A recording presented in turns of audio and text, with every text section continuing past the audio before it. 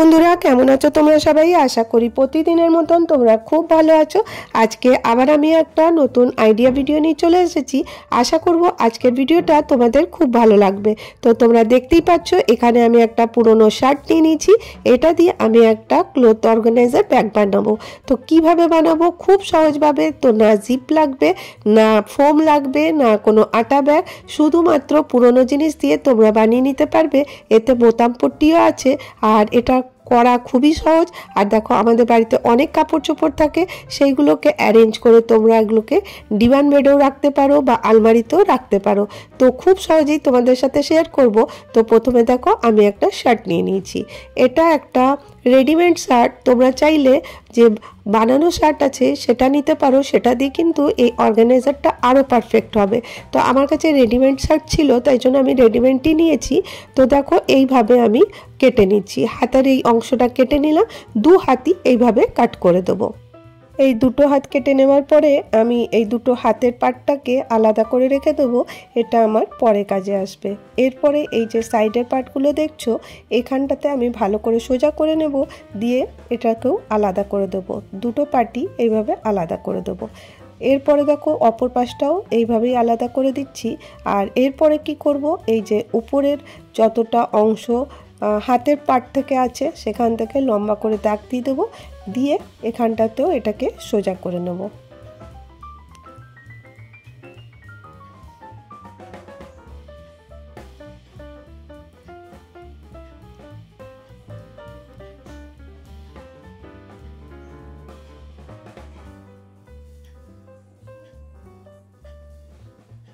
এইভাবে দেখো কেটে আলাদা বাদ দিয়ে দিলাম।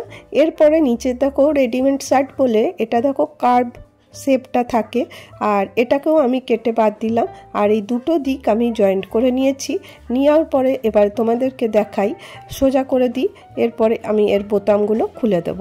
তো দুটো পার্ট আমি জয়েন্ট করে দেওয়ার কারণে আর তো এটাকে খোলা যাবে না এই পাশ থেকে। তো আমি এবারে বোতামটাকে খুলে দিচ্ছি। তো তোমাদেরকে আমি নেপে দেখাবো আমার কত বড় পিসটা আমি পেলাম। তো মেন এটা হচ্ছে রেক্ট্যাঙ্গুলার পিসটা নিতে হবে, আর এটা দিয়ে আমার কিন্তু বেসটাই তৈরি হবে। এরপরে দেখো আমি তোমাদেরকে মেজারিং টেপ দিয়ে দেখাই কত ইঞ্চি আমার কাছে কাপড় এলো। আমি এখান থেকে নেপে দেখাচ্ছি। এখানে এলো 38 ইঞ্চি কাপড় আমার কাছে এসছে। আর এখান থেকে এতটা হচ্ছে 15 থেকে 16 ইঞ্চি পর্যন্ত এসছে। এরপরে তোমরা দেখতেই পাচ্ছ কাপড়টা একটু আনইভেন আছে। তো সেই কাপড়টাকে আমি কি করব, এইভাবে ফোল্ড করে সমান করে দেবো। তো আসলে এটা রেডিমেড শার্ট, এটা একটু শেপ অন্যরকম থাকে, সেই জন্য একটুখানি ছোট বড় হয়েই যায়। তো সেই জন্য কোনো অসুবিধার কারণ নেই, আমি এটাকে পুরো সেলাই করে নিয়ে চলে আসবো। তার জন্য প্রথমে কি করব, একটা এর মধ্যে লাইলিন দিতে হবে। লাইলিনের জন্য আমি আজকে ইউজ করব বাড়িতে থাকা একটা পুরনো চাদর।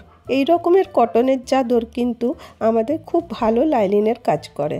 আর আমরা আজকে যেগুলোই বানাচ্ছি দেখো ওয়েস্ট ম্যাটেরিয়াল, যেগুলো আমাদের কাজে আসে না সেটা দিয়েই। তো দেখো আমি এই চাদরের পিসটা কেটে নিয়ে চলে এসেছি। এরপরে আমি এর মধ্যে রেখে তোমাদেরকে দেখাই। লাইনিনের পিসটা একটু বড় আছে, আমি জাস্ট ফোল্ড করে নেব।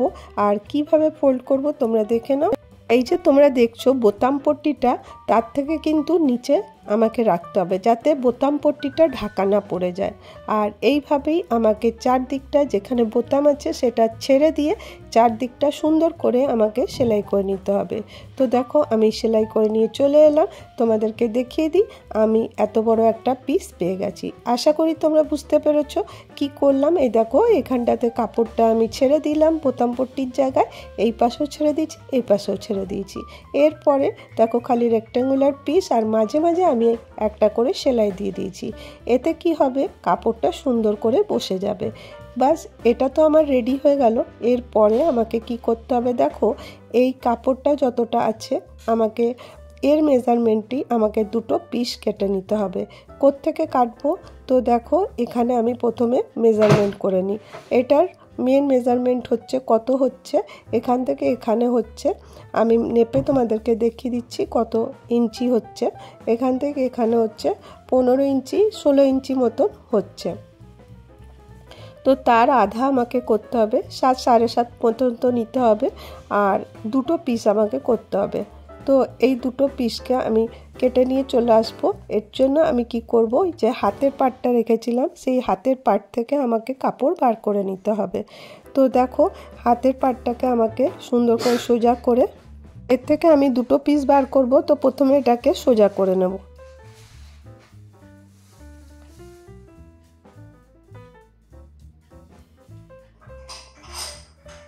দেখো হাতের পিসটা খুলে নিয়েছি। এরপরে আমি মেজারমেন্ট করে নেব কতটা বড় আছে।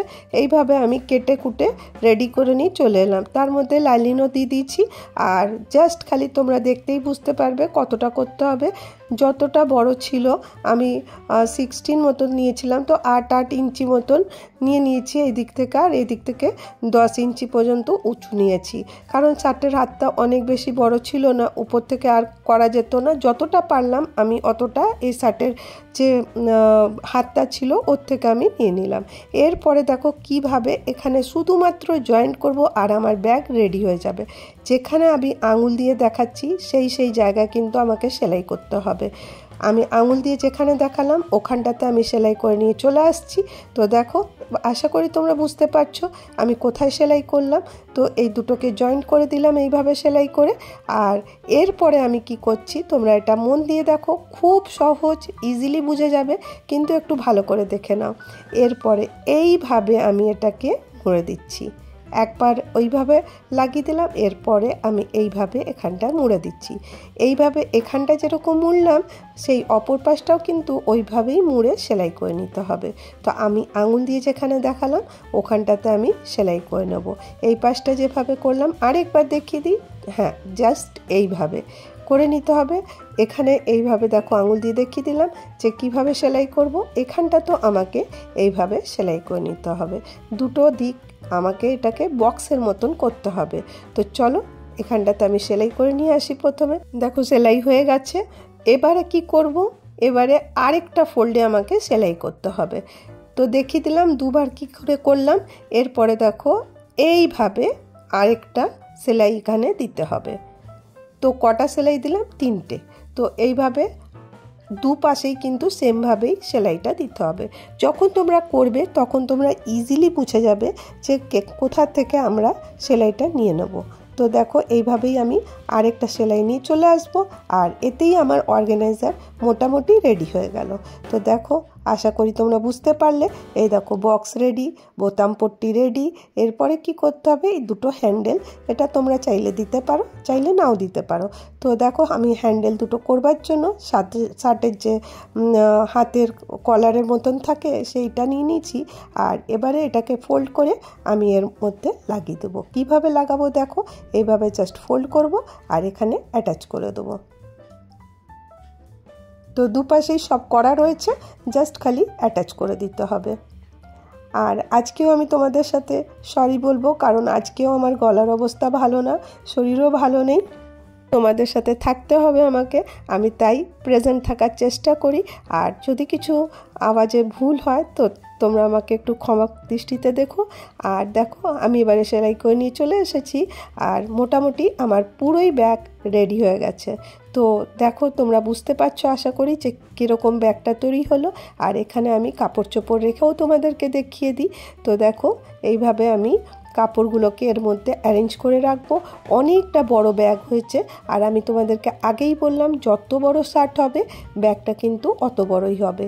খুব সহজে তোমরা কিন্তু বাড়িতে থাকা জিনিসপত্র দিয়ে কিন্তু অনেক সুন্দর সুন্দর অর্গানাইজার রেডি করতে পারো, আর খুব কম সময়ের মধ্যে।